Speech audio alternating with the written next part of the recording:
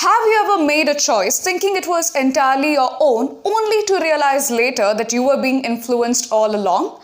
In this age of influence, what if I told you that most of our decisions, they aren't really ours, but they are shaped by forces that we don't even notice? That's exactly what Louis Althusser has talked about in his concept of ideology. Hello friends, welcome back to my channel. Today we will be exploring some of the key ideas of Louis Althusser, one of the most influential Marxist philosophers of the 20th century, who broke away from the traditional Marxist criticism and introduced some of the most revolutionary concepts that will not only help you in your UGC NET English exam preparation, but will also change your perspective of society.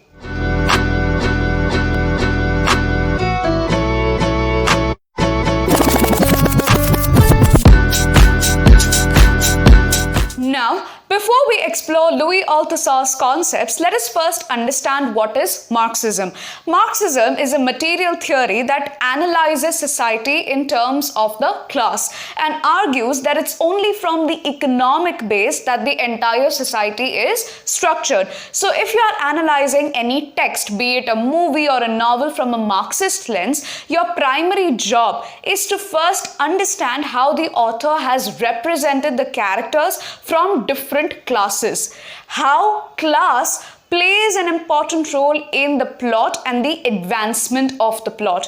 Broadly speaking, you also have to locate this entire text in the socio-cultural and, more importantly, in the economic context. But this is a very traditional Marxist approach. Louis Althusser took this one step further and tweaked it a bit. How? To understand that, we first need to understand who is Louis Althusser. A French Marxist philosopher, Louis Althusser broke away from the traditional Marxist approach and combined some elements of Marxism with some elements of structuralism, as a result of which he came to be called as a structural Marxist, and his approach came to be called as structural Marxism. So what is structural Marxism? According to structural Marxism, also called as Althusserian Marxism, state, which is any repressive entity or institution led by a ruling class, it will join hands with the capitalistic forces to ensure that capitalism is not threatened by any other external forces. Capitalism's survival is prolonged by the state. So on the surface, they might showcase that their rights, the laborers' rights, they have been taken care of, their wages have been increased. All of this is done to ensure that there are no revolutionary uprisings later down in the future that could threaten the long-term survival of the capitalistic forces. Structural Marxism was influential in France in the 1960s and 70s, and after which it gradually dissolved, because in the later years of Althusser's life, a tragic turn happened. He severely struggled with a mental illness. He had a psychotic episode in 1980. He strangled his wife and he was termed legally insane. Now, despite this tragic turn in his life, Louis Althusser's theories, they proved to be extremely influential in the discussions related to literature and culture. And that brings us to our main discussion in this video, which is related to his key ideas, and those are ideology, interpellation, and overdetermination. The first term of Louis Althusser's that we are going to discuss in this video is ideology. What is an ideology? Ideology is that system of thought or that system of representation in society that naturalizes, that justifies socio-economic inequalities and oppression. For example, in a capitalistic society, oftentimes the differences between the rich and the poor, they are justified on the basis of talent and hard work, rather than questioning whether the system itself is unfair or not. Now, this is not randomly being thought of. This is not randomly being talked about. It is an ideology that works at an unconscious level. Since it works at an unconscious and a subtle level, it may be very difficult for us to realize at all in the first place. Interestingly, Althusser has provided two ways or two apparatuses, two instruments through which ideology is enforced. The first is what he has called as the repressive state of apparatus, wherein you're supposed to follow a certain thought pattern or a certain ideology through force. And that force is exerted through any institutions like military, army, police, or for that matter, any legal system. The second type of apparatus through which ideology is disseminated is what Althusser has called as the ideological state apparatuses, wherein the ideology is not circulated through any kind of force, wherein ideology is actually readily accepted by the people without any kind of force, where individuals consent to the ideology at a very unconscious level, at a very subtle level, because this ideology is circulated through institutions like family, through education, through media, etc. For example, schools teaching the students that hard work is the only way to achieve success. Now, according to the traditional Marxists, they believed that all art is ideological. But Louis Althusser did not believe that. Because when you talk about an ideology, ideology will always favor the ruling class. Ideology will always favor the dominant class. But when you talk about ideology being propagated through any kind of art form or through any kind of culture, you will also find counter-cultural forms. You'll also find resistance literature. You'll find anti-colonial writings. You'll find feminist writings. So Louis Althusser disagreed here as well.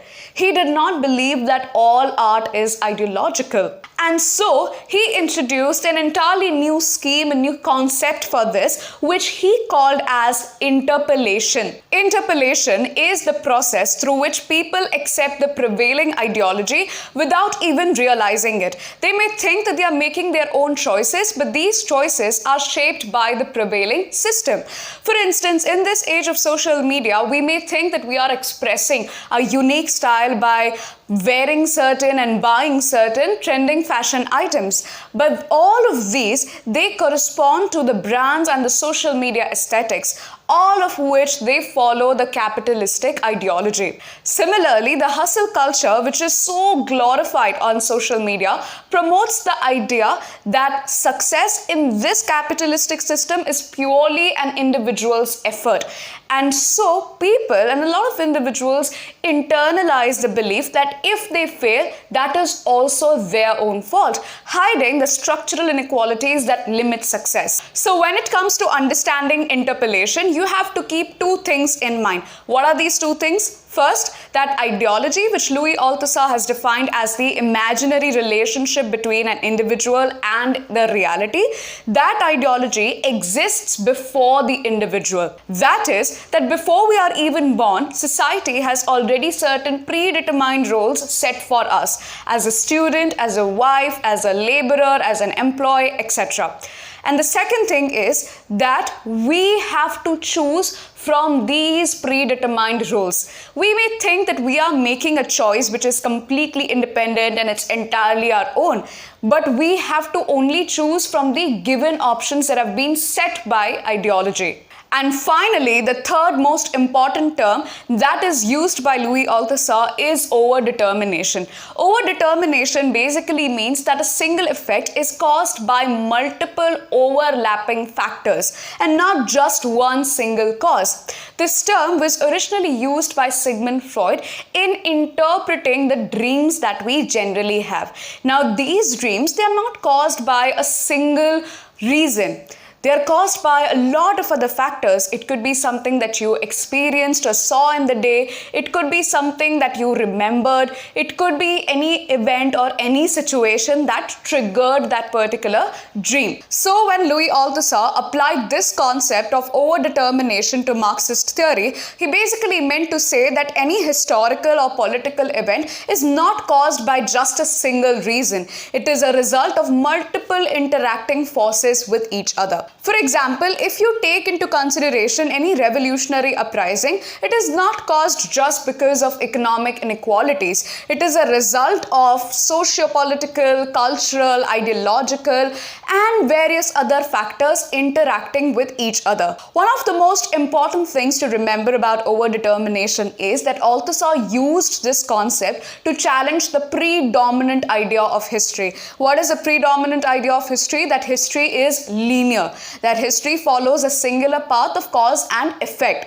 Now, this was taken to be the foundation of another most important literary theory, which is New Historicism and Cultural Materialism. So these were some of the most important concepts provided by Louis Althusser. From the perspective of a Marxist literary theory, these concepts help us in understanding how literature reflects, reinforces, and subverts the predominant socio-economic structures. And more broadly speaking, Marxist literary criticism help us in also understanding that texts, any text for that matter, they are not just aesthetic creations. They are produced within ideological frameworks, sustaining or subverting class hierarchies. And of course, they are extremely important from UGC NET perspective because questions related to Louis Althusser, his concepts like ideological state of apparatus, and various other Marxist critiques like Terry Eagleton,